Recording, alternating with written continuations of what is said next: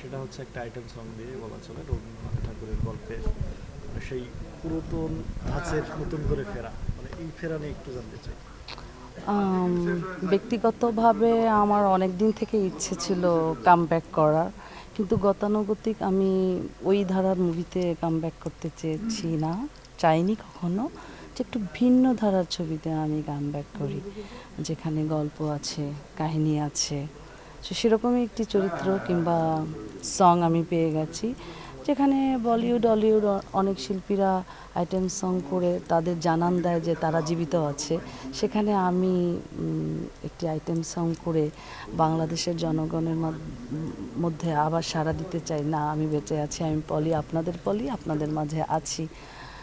So ওই চিন্তাধারা থেকেই আবার কাম ব্যাক করা।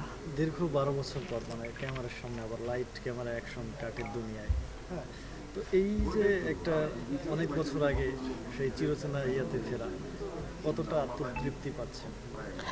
আহ, আমার যখন খুব ছোট, আমি খুব ছোটবেলা থেকে চলচ্চিত্রে আমার আশা, যে বয়সে একটি মেয়ের স্কুল ব্যাগ কাঁধে নিয়ে স্কুলের গণ্ডি পেরোনোর কথা, সেই সময় আমি হাতে মেকআপ বক্স নিয়ে ঘুরিয়ে বেরিয়েছি বাংলার আনাচে কানাচে, এ প্রান্ত থেকে ও প্রান্তে। তো অভিনয়ের ক্ষুধাটা আসলে আমার ভিতরে অনেক ছিল, কারণ আমার জন্মটাই এখানে, বেড়ে ওঠা, প্রতিবারই আমি বলে আসছি। সেই ক্ষুধা থেকে আজকে আমার এই যাত্রা শুরু। দেখি না, যাত্রা তো সবে শুরু হয়েছে।